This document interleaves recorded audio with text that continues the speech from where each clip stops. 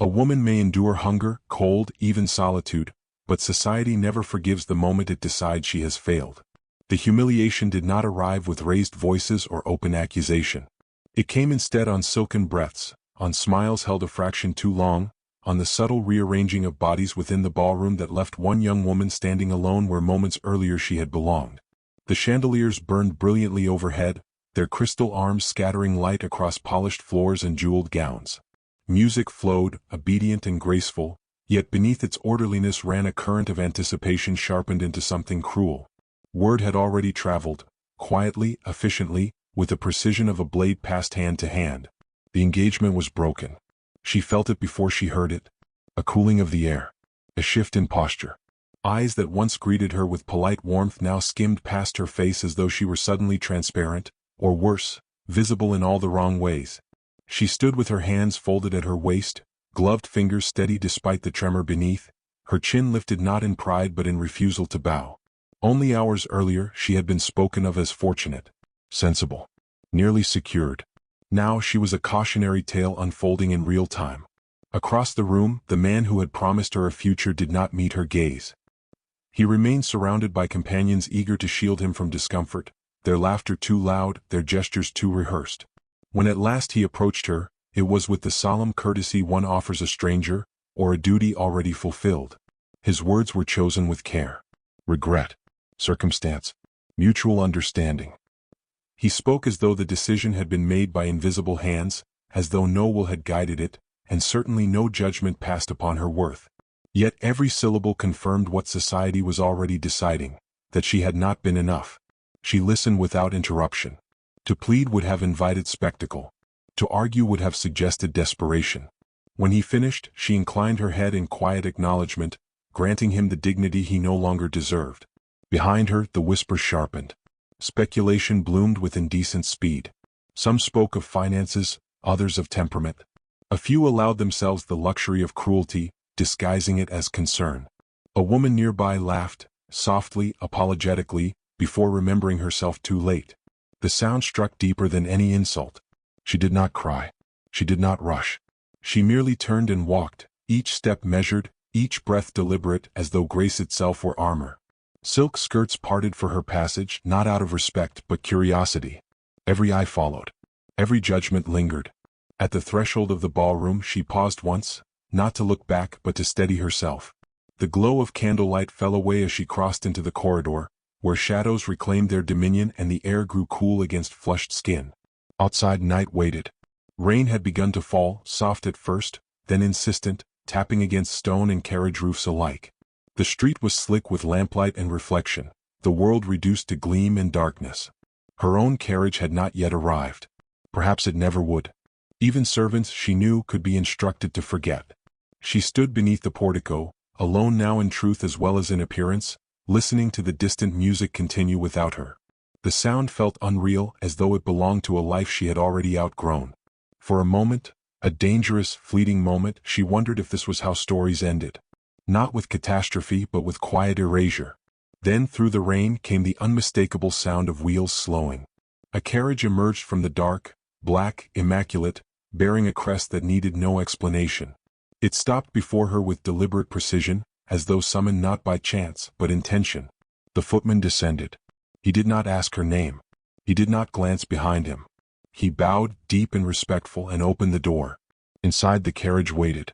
And with it, the first undeniable sign that her disgrace had not gone unnoticed, only misjudged. When reputation fractures, even kindness becomes an accusation.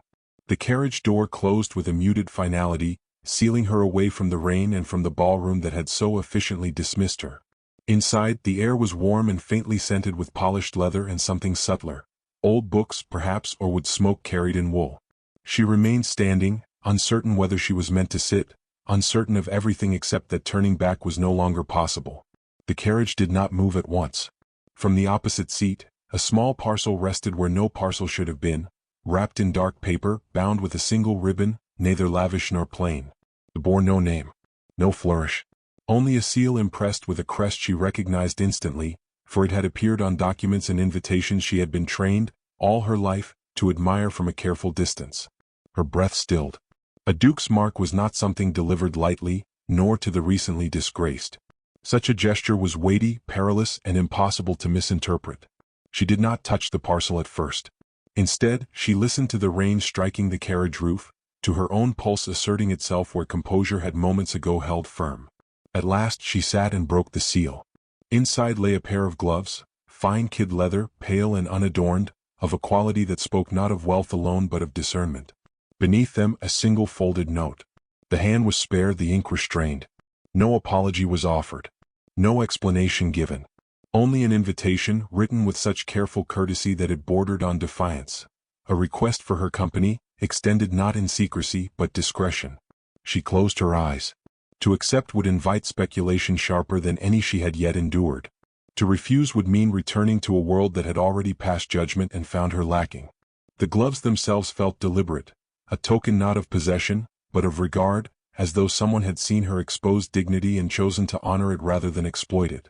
The carriage began to move. By morning the whispers had transformed. What had been pity now ripened into suspicion. Servants spoke before masters did. Footmen traded glances. Maids paused mid-task to exchange news learned at doors left carelessly ajar. A woman abandoned was unremarkable.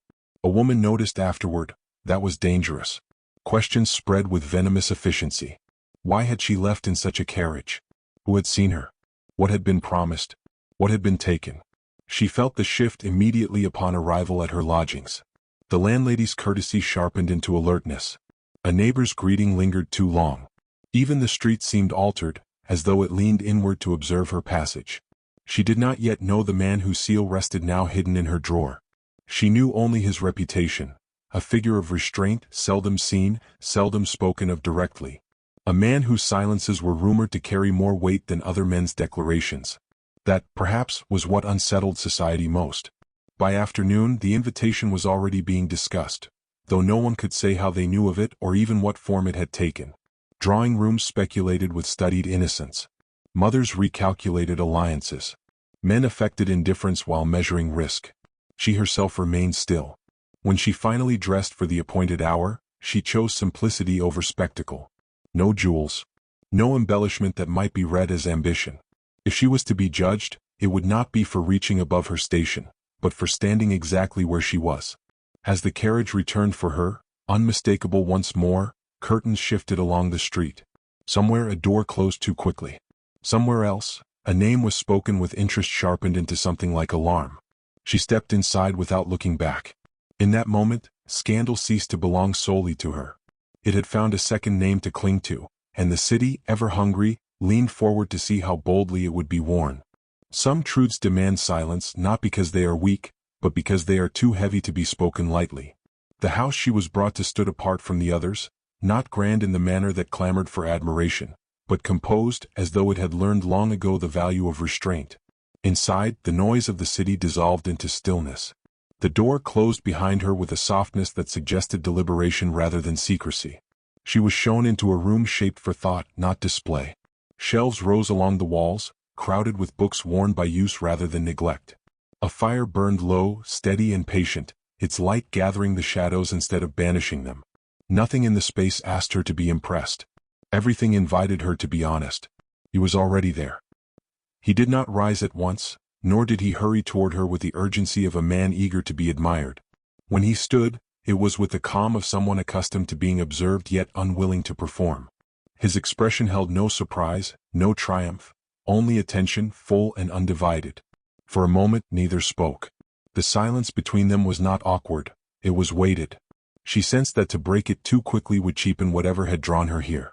At last, he inclined his head, not in greeting but acknowledgment, of her courage perhaps, or of the position in which she had been placed. "You were treated without fairness," he said. The words were simple, spoken without flourish. That, more than any sympathy, undid her. Not once since the previous night had anyone named the injustice aloud. She felt the careful composure she had worn like armor thin, just enough to allow breath beneath it. "I was treated," she replied, choosing restraint over confession, "as society finds convenient." His gaze did not falter. Convenience is a poor substitute for truth. She seated herself opposite him, the space between their chairs respectful yet charged. The fire cracked softly, the only witness to what was about to pass between them. She spoke then, Not in a rush, not with bitterness, but with the clarity of someone who has reached the end of endurance. She told him of promises made and withdrawn, of how easily affection turned conditional, of the peculiar shame placed upon a woman when a man changes his mind, as though his departure were proof of her deficiency rather than his uncertainty. He listened without interruption. No gesture betrayed impatience. When she faltered, he did not hurry her forward. When she finished, the silence returned, altered now by understanding. "I noticed you long before last night," he said quietly. Her breath caught, not at the words themselves but at their implication. He did not speak of beauty nor of opportunity. He spoke instead of how she carried herself when she believed no one was watching, of her refusal to diminish others to elevate herself, of a strength that revealed itself not in boldness but restraint. "It was not safe to acknowledge," he continued, "for either of us." She met his eyes then fully. In them she saw not rescue but recognition. It was more unsettling and more powerful than any gallant gesture might have been. "You sent for me," she said, "knowing what it would cost." "Yes," he answered, "and knowing what it would cost you if I did not." The admission hung between them, intimate without being improper. Outside, the world remained poised to interpret, to distort, to condemn. Inside, something fragile and deliberate was being shaped. He rose and crossed the room, stopping well short of her chair. From the mantel, he took a single folded document, not a contract, not yet, but a promise edged with consequence. He did not press it into her hand. "What I offer," he said, "is neither protection nor charity. It is association, public, undeniable, and chosen." She understood at once.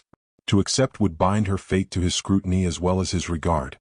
To refuse would return her to isolation, now sharpened by rumor. She stood. For the first time, the space between them felt charged not by distance, but decision. She did not reach for the document. She did not retreat. Instead, she asked the only question that mattered. "And if society punishes you for this?" A faint, rueful smile touched his mouth, not of arrogance but resolve. "Then it will not punish me alone." The fire flared softly as if stirred by breath. She realized then that this was no longer about scandal, nor even survival. It was about whether she would allow herself to be seen, fully, deliberately, by a man who understood exactly what such sight demanded. Outside, the city waited. Inside, the choice stood open, perilous, and irrevocable. Love, when spoken aloud, becomes an act of rebellion. The ballroom awaited them once more, but its light now seemed brittle, its music forced, as though the room itself sensed that nothing within it would ever remain unchanged. Every chandelier, every polished floorboard, every mirrored wall reflected not mere society but expectation, the invisible chains that bound every gesture and every glance. She stepped inside with a measured calm, a poise honed through nights of whispered rumor and public humiliation. The crowd stirred, sensing the unusual. Her presence, purposeful and deliberate, was no longer tentative. He appeared beside her then, as if summoned by conviction rather than chance. The Duke's composure had shifted. No longer a distant observer, he was present, magnetic, and unyielding. His gaze found hers, steady and unwavering, and in that look lay the weight of every unsaid word, every token sent, every private confession exchanged by firelight and shadow. She met it without flinching, her own strength tempered by the acknowledgement of what had passed. Whispers began anew, sharper now, yet powerless against the quiet force between them. Conversation faltered mid-sentence. Polite laughter caught in throats. Those who sought scandal found only a deliberate display of dignity. A subtle arrangement of hands, the precise angle of a head, the quiet firmness of her step. It was all language, all meaning, without a single word spoken. Then he addressed the room. Not loudly, not dramatically, but with a cadence that carried to every corner of the assembly. "I have made a choice," he declared, each syllable deliberate, unassailable. "A choice not guided by expectation, nor convenience, nor fear. I have chosen to honor truth and to honor it where it matters most." She felt her pulse quicken, not from fear but recognition. Every whisper in the room fell silent, every eye trained upon them, yet the declaration was not for them, it was for her. "And to her," he continued, stepping closer, "who has endured ridicule, who has walked with dignity when none offered it, I offer my regard, without condition, without apology, without hesitation. She shall no longer be unseen." A collective murmur rose and fell, futile against the weight of intent in his words. The courage behind them, the deliberate choice to speak and stand, reshaped the air. She drew herself taller, a small, nearly imperceptible smile brushing her lips, not of triumph over others, but of affirmation of herself. He extended his hand. Not in supplication, but in invitation, partnership, recognition, and the quiet rebellion of love that defied expectation. She took it without hesitation, her grip firm, deliberate, answering not only his claim but the countless moments when she had wondered if being seen could ever be enough. For a heartbeat, the world seemed suspended, caught between gaslight and shadow, between judgment and understanding. Then the music resumed, lighter, almost as if the room had exhaled, yet the echo of what had passed lingered in every crystal, every glance, every whisper of silk. In that moment, scandal became irrelevant. Dignity had been reclaimed, courage had been rewarded, and love, unexpected, audacious, unwavering, had been declared. Outside, society could speculate, could whisper, could frown. Inside, two souls had rewritten the rules entirely. No grand speech, no flourish of ceremony, no gilded announcement could add more to the moment than what was already held in their gaze, in their joined hands, in the quiet defiance that said, "Here at last she was seen." And he would not allow her to be unseen again. In the end, it was not love that saved her, but being seen. The carriage rolled silently over rain-slicked streets, its wheels muffled against the stones, carrying them away from the ballroom and the whispers that still clung like shadows. Inside, the warmth of the cabin contrasted sharply with the chill of the night, yet it was not the fire that stirred their senses. It was the quiet acknowledgement of what had passed and what would endure. She sat opposite him, hands folded neatly in her lap, yet her composure betrayed the rush of emotion she refused to name. For the first time since the broken engagement, she allowed herself to feel, not anger, not shame, but the weight of recognition. Every glance he offered was deliberate, steady, measured. In it, she saw understanding that transcended rumor, defiance that protected rather than constrained, and a willingness to confront a society that prized appearance over substance. "Do you regret it?" she asked quietly, voice steady, though the tremor beneath it could not be hidden. He shook his head, a faint shadow of a smile brushing his lips. "I regret nothing," he said. "Not the whispers, not the scandal, not the nights of waiting for courage to meet courage. What matters is that you are seen, and that, at last, you are allowed the choice to be fully yourself." Her lips parted slightly, not to protest, but to acknowledge a truth she had long feared, that dignity, once regained, could be as formidable as any gesture of love. She had endured humiliation, isolation, and speculation. Yet now, all that suffering had become the crucible through which her strength was revealed. Outside, the city slept under a misting rain, unaware that two lives had shifted the course of expectation. She leaned slightly forward, and in that motion, silent and deliberate, she offered him a promise without words, to meet his regard not with submission, but with equality, with shared courage, with choice fully considered. He extended his hand once more, this time for the journey itself, not a gesture of courtship alone, but of partnership, of recognition, of defiance against the petty demands of society. She took it, firmly, deliberately, and in that grasp, they sealed not only their connection, but the end of the humiliation that had haunted her steps. The carriage moved through the fog, each turn of the wheels sounding like punctuation to the night's narrative. Shadows fell away from their faces, revealing not fear but resolve. She realized, finally, that the world's judgment had power only until it was confronted by unyielding truth. He spoke softly, not for others to hear but for her. "It is not the world that grants worth, nor the whispers that define us. Only recognition, given, chosen, received, changes the shape of life." She nodded, a quiet affirmation that acceptance and visibility mattered more than titles, wealth, or scandal. And in that nod, the tension of the past hours, the past nights, the past whispered cruelties, found resolution. By the time the carriage reached its destination, the night had deepened, yet there was no darkness in the room they would enter together. The fire awaited, steady and patient, much like the understanding between them. And as she stepped down, hand in his, she carried not only herself, but the unspoken triumph of having survived the judgment of others and emerged fully, deliberately, and undeniably seen. The city might still speculate. The world might still whisper. But inside that room at last two souls had rewritten the narrative, claimed their dignity, and embraced a future defined not by fear, but by the quiet, unassailable power of being recognized and loved for exactly who they were.